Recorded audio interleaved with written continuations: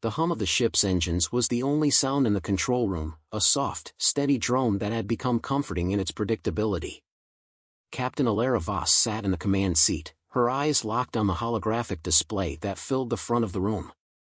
It was an empty void, typical for the deep reaches of space, but something about this particular stretch of the galaxy felt different, unsettling even. The stars outside were too bright, as if they were trying to warn her, but that didn't make any sense. The stars didn't warn anyone, at least, not yet. "We're just about out of fuel, Captain," came the voice of Lieutenant Jorok, the ship's navigator. His tone was clipped, professional, but Alara could sense the tension behind his words. He had been quiet for the past few hours, ever since they'd entered this strange quadrant. He was a man of few words, but when Jorok spoke, it was always worth listening. Alara glanced at the readouts. They were indeed nearly out of fuel, and while that wasn't unusual in the unpredictable stretches of space they had been navigating, what was unusual was the sudden appearance of the strange anomaly they had encountered earlier. It was a massive object, unidentifiable and possibly even larger than their ship, though it had been too far off to get an accurate reading. But it had caught their attention. It had caught the attention of everyone aboard, from the youngest crew member to the oldest. They had all felt it, the strange energy that radiated off it. "We can't keep drifting aimlessly," Alara muttered to herself as she leaned forward, her brow furrowing. "What do we know about this thing?" Her voice echoed through the empty space, though no one had asked. The crew of the Ursula had been through their fair share of anomalies, but this one was different. Too different.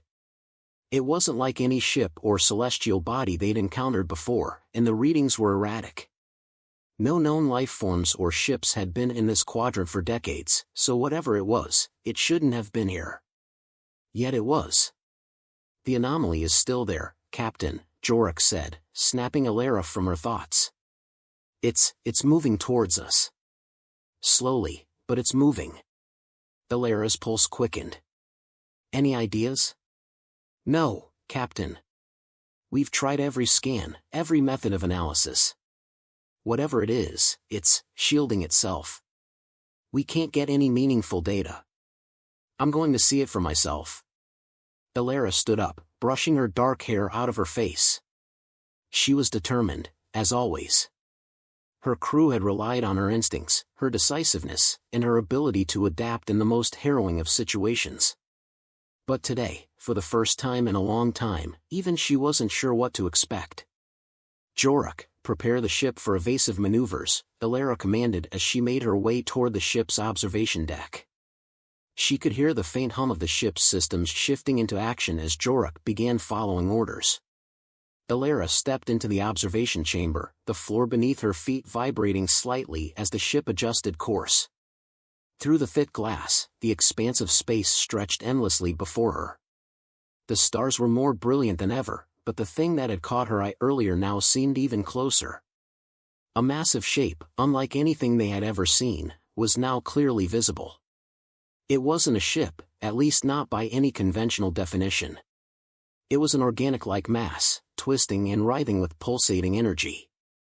Almost as though it was alive. The anomaly looked like it was composed of some kind of translucent substance that shimmered under the distant light of the stars. It was vaguely spherical but with jagged, uneven edges. There was no symmetry to its form, just a chaotic mess of rippling energy, like some kind of living nebula. Alara had seen her fair share of strange things in her time, but this was something else entirely.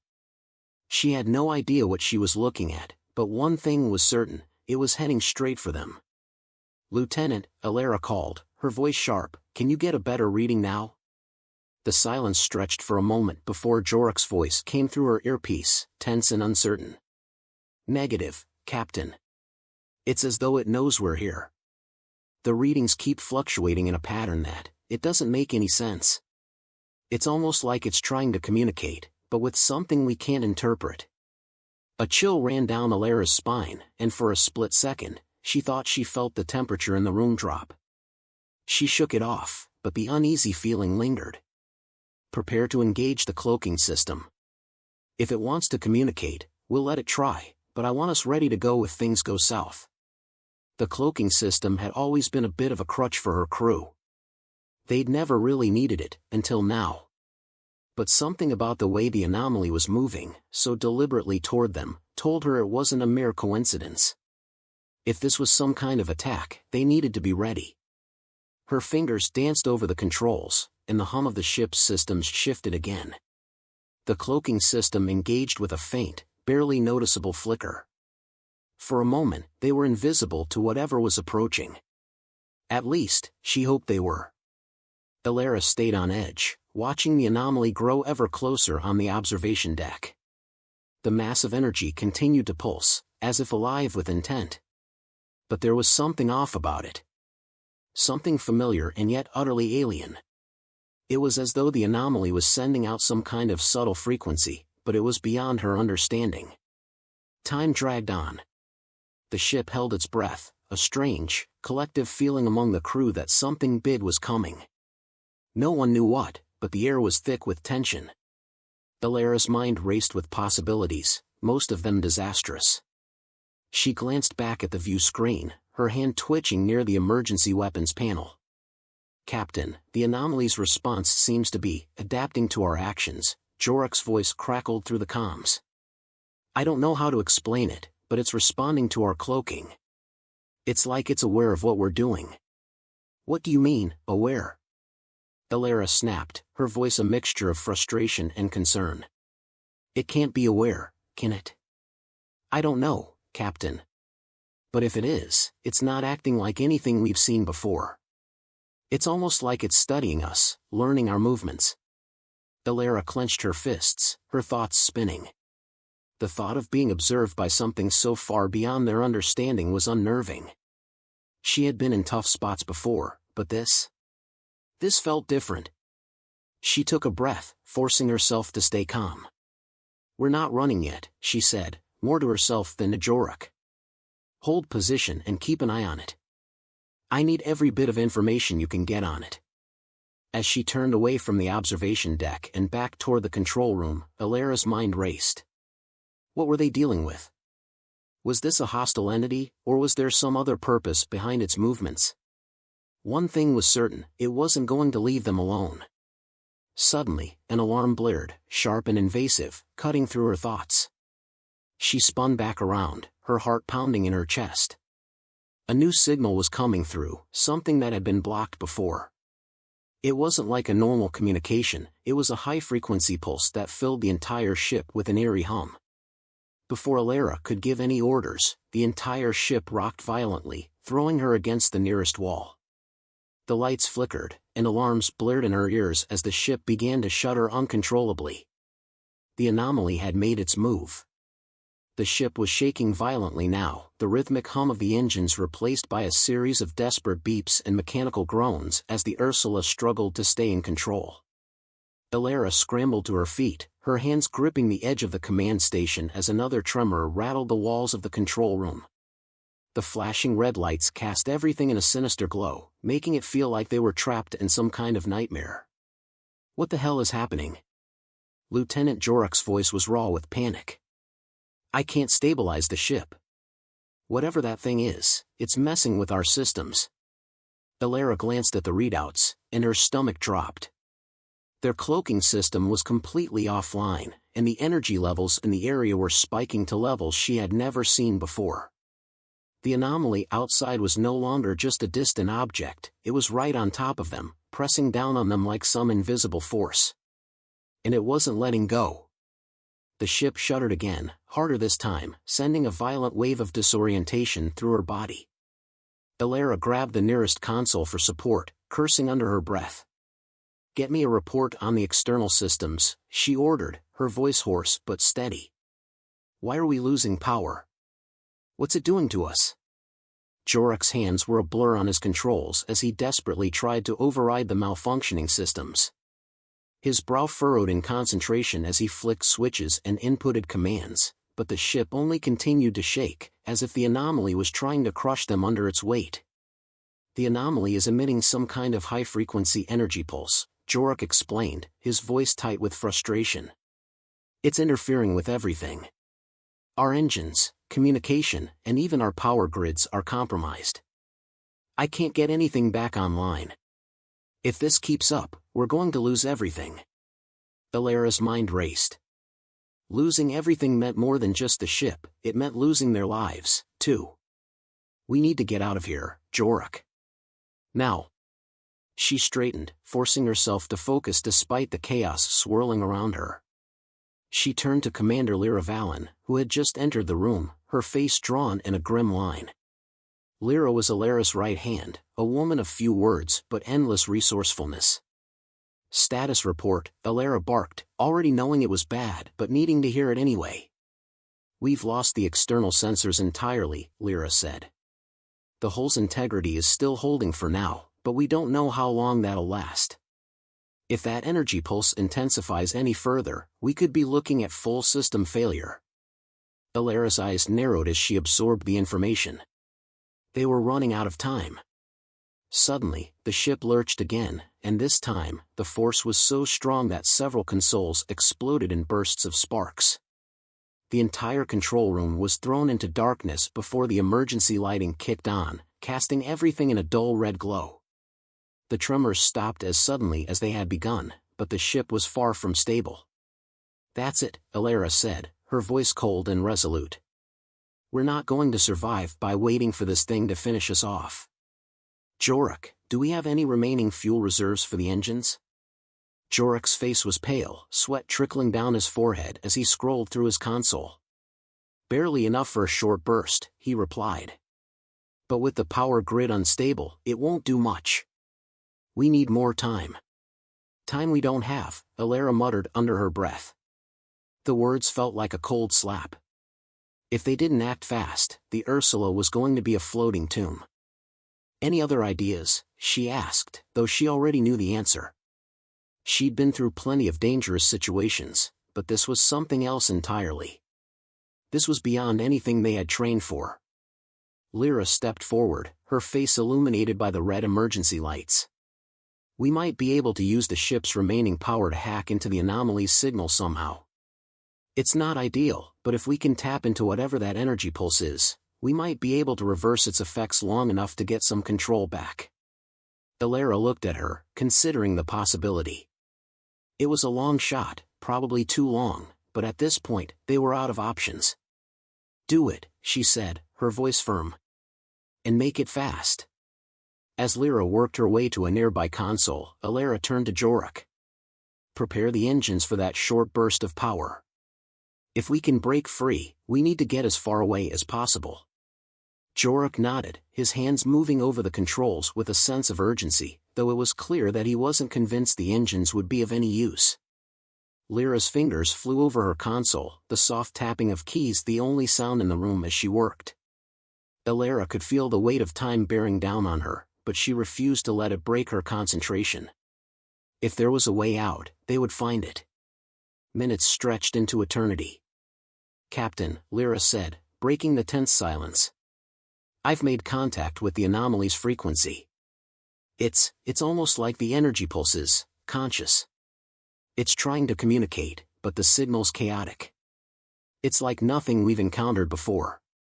Can you decipher it? Alara asked, her voice tight with disbelief. Lyra hesitated. I can try. But it's unlike anything I've ever seen. It might take too long. We don't have time for might, Alara snapped, forcing the urgency into her voice. Do it. Lyra hesitated again, but then her hands moved, more slowly this time, as she adjusted the frequency to match the anomaly's pulse. A series of beeps filled the room, the pattern erratic, almost like an animal's heartbeat, steady but uneven. The tension in the air grew thick. The crew watched, breaths held, as Lyra worked to stabilize the signal. And then, as if in response to her efforts, a deep, low hum reverberated through the ship. It was unlike any noise they had heard before, an otherworldly tone that filled the very air around them. The anomaly, which had once seemed like a menacing force of chaos, now seemed to speak. I think it's responding, Lyra said, her voice soft but incredulous.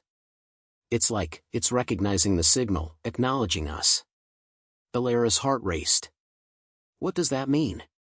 It means we've got a shot at understanding it, if we can maintain the connection long enough to break through its defenses. But I'm not sure how much longer we'll have. Before Alara could respond, the ship lurched once more, this time with a force that nearly knocked everyone off their feet. The anomaly outside pulsed violently, as though it had just become aware of their efforts. Alarms screamed through the ship once again. "Captain!" Jorek's voice came through, tight with panic. "We're losing the last of the stabilizers. The energy pulse, it's amplifying. We're going to be torn apart if this keeps up." Alara's eyes darted to the control panel. The situation was escalating beyond control. It was clear that the anomaly wasn't just a passive observer, it was a force of nature, and they were at its mercy. But something about the way it responded to them felt familiar. As if it were not just threatening them, but testing them. And Alara knew one thing for sure: if they were going to survive, they would need to adapt faster than ever before. "Keep pushing, Lyra," she barked. "If we can't break free, then we break through." The tremors continued to rock the Ursula, each one more violent than the last. Alara clung to the armrest of her seat, her knuckles white as the hull creaked and groaned beneath the pressure. The lights flickered, throwing sharp shadows across the faces of her crew, all of them frozen in place, eyes wide with a mixture of fear and determination. The alarms screamed, and the hum of the anomaly's energy pulse had become deafening, almost as if it was alive and echoing in their very bones. "We're losing it, Captain." Jorek's voice was a rasp, his eyes darting nervously to the failing systems. "The engines are going offline faster than we can handle. We have no power to maintain course. The anomaly, it's overriding everything. We can't outrun it." Alara gritted her teeth, her jaw tight with frustration. She'd never seen anything like this before. The Ursula was a state-of-the-art vessel, equipped to handle hostile environments, powerful enemies, and cosmic anomalies. But whatever this was, it was beyond their understanding. The anomaly wasn't just attacking, it was orchestrating the chaos, manipulating the ship's systems, driving them toward a destructive conclusion. It had no shape, no form, no clear agenda, yet it was everywhere, pressing in from all sides, shifting, adapting, fighting back. Lyra's fingers were still moving rapidly across her console, her eyes wide, scanning readouts that were becoming increasingly more incoherent. "I can't stabilize the signal," she shouted, her voice tinged with panic. "It's like it's getting stronger, responding to everything we do. It's almost as if it's anticipating us. It's..." "Stop!" Alara shouted, cutting her off. "We don't have time to analyze it. We need to act. If we keep trying to fight it head-on, we'll burn out, and that's not an option. We need something else, something unexpected." Her mind raced, flashes of every encounter she had survived flooding her thoughts. Every combat situation. Every disaster. Every trick she had ever used to turn the tide when all seemed lost. She needed something, anything, that could tip the scales. In the corner of her vision, she saw Jorek's hands still working desperately, but the flickering console readouts were a stark reminder that they were running out of time. The pulse outside the ship intensified, rattling the walls as if the anomaly had decided to make its move. Another massive jolt sent them all sprawling. Alara slammed against the console, but it was Lyra's scream that cut through the chaos. "It's taking control. The whole ship is..." A new wave of force washed over them, and this time, the very air in the room felt different. It wasn't just the hum of the anomaly. It was the feeling of a presence, something intelligent, like a thought made manifest. It was watching them. "Focus!" Alara shouted, her voice cutting through the panic. "Everyone focus! Lyra, can you stabilize the frequency long enough to hack its core signals? I don't care how, just do it." Lyra, her face flushed with effort, didn't hesitate. Her fingers danced across the console, locking into a rhythm. "I think I can give us a shot," she said, her voice low but determined. "But if this doesn't work, we're out of options." Alara's heart hammered in her chest. They were already out of options. The only question now was whether they could make one last play before the ship was torn apart. She turned to Jorok. "Can you jolt the remaining power reserves into the engines? I need us to break free, or we're done." Jorok's eyes were wide, sweat dripping down his face. His hands moved frantically over the control panel. I can try, but with the power grid in this condition, it's a risk. It could overload the system completely. We'd lose everything in seconds." Elara didn't hesitate. "Do it. We either break through or break apart." Jorok clenched his jaw and nodded, his fingers slamming down on the emergency power switches. The ship shuddered again, as if it were alive, resisting the sudden surge of energy. The consoles flickered, power fluctuating erratically, and for a split second, Elara thought they might not make it. But then, the engines roared to life. The sudden thrust sent the ship hurtling forward, its momentum forcing them through the oppressive energy field the anomaly had created around them. "Captain." Lyra's voice was urgent. "We've tapped into the anomaly's frequency, but it's not like anything I've ever encountered. It's like a constant loop, endless, shifting patterns, data that doesn't fit anything in our database. I don't know how to break through it." Elara could feel the tension building, the walls of the Ursula trembling under the force of the anomaly's pulse. They were pushing forward, but it was clear the anomaly wasn't done with them. It was adapting, shifting, learning. And with every second, it seemed to become more aware of their presence, more aware of their attempts to escape. Then, just as suddenly as the last tremor had struck, everything stopped. The ship, the walls, the energy pulses, everything froze. There was a moment of eerie silence, and in that brief instant, Elara could feel something. It wasn't just a presence anymore. It was intelligence. A mind, a consciousness, more ancient and vast than anything she had ever encountered. It was reaching out to them. Not hostile. Not aggressive. It was simply, watching. And then, the signal from the anomaly shifted, and something clicked. The ship's systems roared back to life. The power grid stabilized, the hum of the engines became steady, and the lights in the control room flickered back to full brightness. The holographic display in front of Elara now pulsed with new data, complicated, complex, but decipherable. The anomaly's chaotic signal was beginning to settle into a form that could be understood. Lyra, her face pale but determined, gaped at the readouts. It's responding. The pattern is changing. It's communicating." Elara's eyes narrowed, and she stepped forward, her gaze locked onto the new signal. It was no longer chaotic. The anomaly was showing them something. It was as if it had been trying to communicate all along, but they hadn't been able to hear it until now. They were on the verge of a breakthrough, and Elara could feel it in the pit of her stomach. The tide was turning. But just as quickly as it had started, the communication faltered. The anomaly, as if sensing their progress, surged once more, its pulse intensifying. The ship lurched, throwing Elara off her feet. The readouts began to glitch again, flickering erratically, the anomaly's energy fluctuating wildly. "We're losing it again." Lyra cried, her voice a mixture of fear and disbelief. "It's fighting back." Elara's mind raced. "We have to make contact. We've come too far. This isn't just an energy field. This is intelligence. It's trying to make us understand something." Her thoughts whirled, her pulse quickening as the presence outside pressed in on them once more. But this time, Elara understood. This wasn't just an enemy. This wasn't a force to be destroyed. This was something ancient, something beyond their comprehension, and it was waiting for them to unlock the final key. "Jorok!" Elara shouted. "Take the ship into the heart of it. Full thrust. We're going to push through to the core of the anomaly." He hesitated, staring at the trembling controls, before finally nodding. "Aye, Captain." Preparing to breach the anomaly's core.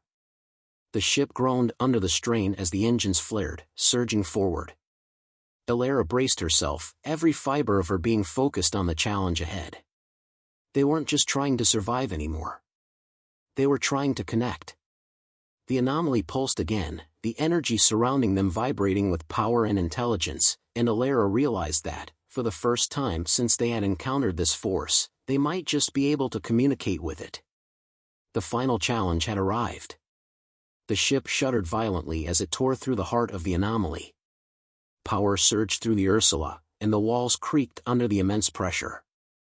Alara's body was thrown forward, slamming against the console. The lights flickered as energy cascaded through the ship in unpredictable bursts. But it wasn't enough to stop them. Not yet. Hold steady. Alara shouted, her voice cutting through the chaos. She pulled herself back into her seat, gripping the edge tightly, her heart pounding. The Ursula was fighting against the very fabric of the anomaly, but so were they. The ship's engines roared, their raw power pushing the vessel forward as they fought against the unseen force trying to tear them apart. Jorak's hands moved quickly over the controls, his face pale but determined. "I've got the engines pushing at max," he said, sweat beading on his forehead. "But this is a one-way trip. I can't promise we'll survive if we don't make it through the core." "Just keep it together," Alara said through gritted teeth. "We're almost there." The atmosphere inside the control room felt charged, as if they were caught between dimensions. The walls of the ship seemed to warp with the force of the anomaly, the space around them distorted in strange, unsettling ways. But Alara's focus was unwavering. They had come too far to fail now. They had to reach the core. They had to connect. "We're getting closer," Lyra said, her voice tight. "The signal's intensifying, but I think it's trying to synchronize with us. We're almost there, just a little more." The sound of the ship's hull groaning reverberated through the room, but Alara could feel something shift in the air, like a thick fog beginning to clear. Her fingers curled into fists. The presence of the anomaly was no longer a hostile force, it was becoming something else. A pattern. An intelligence. The controls began to hum with an almost melodic vibration. Lyra's eyes were wide with disbelief. Wait. Wait a second. It's responding to us. I'm understanding it. This signal, it's more than a pulse. It's like a consciousness. It's... Before she could finish, the ship lurched again, throwing them all to the floor. The lights flickered, the entire room seeming to stretch and contract with the pulse of the anomaly. For a moment, Alara thought they had lost it. That they had gone too far. But then, suddenly, everything stopped. There was no shaking, no buzzing. Silence. And in that silence, Alara felt a presence. It was subtle at first, like a whisper on the edge of her consciousness. Then it grew stronger, clearer. A voice, not heard with her ears, but with her mind. It was like a deep hum, rich with knowledge and emotion. "You, come to me." The words were not spoken, but felt, as if they were an innate part of her being. The voice wasn't speaking at her, it was speaking through her, resonating deep within her soul. It wasn't a warning. It wasn't a threat. It was an invitation. "We're here," Alara said, her voice trembling slightly. "We came to understand." Lyra's voice cut through the thick silence. "Captain, she paused, her eyes wide. "I think it's showing us something.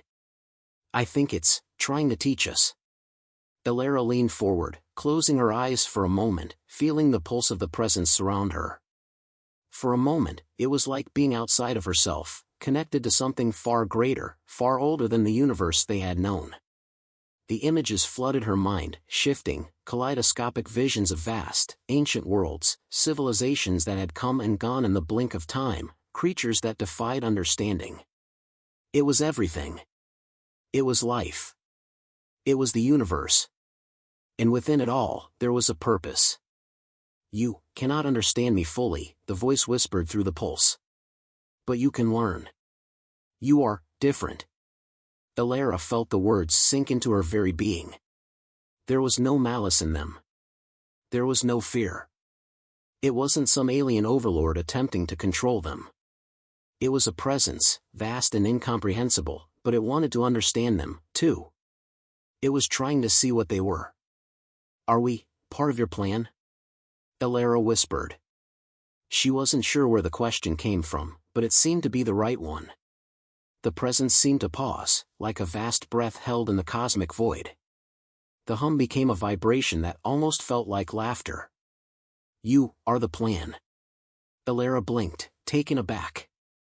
The words resonated in her chest. The realization dawned on her with a shock. The anomaly, this intelligence, wasn't some mindless force of destruction. It had been waiting for something. Waiting for them. And now, it had recognized something in them, something different. In that moment, Elara understood. The humans, her people, had always been underestimated. Not by their strength, not by their weapons, but by something more fundamental. By their ability to adapt. To find a way through, around, over, and under any challenge. To think beyond the confines of normal thinking, to make the impossible, possible. They weren't just fighting for survival.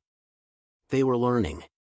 They were proving that the one thing the anomaly had not anticipated, something that had always been humanity's greatest strength, was their unrelenting ability to adapt, to survive, to transform under pressure. "We'll teach you," Elara said, her voice steady now. "But we need your help. Help us understand more. Help us make sense of this universe. Help us learn, together." The presence pulsed again, this time with a warmth that filled the ship. The hum of the anomaly softened, becoming almost melodic. It wasn't hostile. It wasn't a threat. It was an ally. A final ripple of energy passed through the ship as the anomaly opened to them, releasing its grip on the Ursula. The violent shaking subsided. The ship stabilized. The engines hummed gently, almost soothingly, as the power surge faded. "We've done it," Jorah breathed, barely able to believe it. "We're through." Lyra, her face lit with awe, watched the controls flicker back into their normal operational patterns. It worked. "We're free." Elara stood, a sense of peace settling over her. The ship was safe. But the real victory wasn't just surviving this encounter. It was the knowledge that they had connected. They had learned something that no one before them had ever understood. As the Ursula drifted into the vastness of space, Elara allowed herself a rare moment of quiet reflection.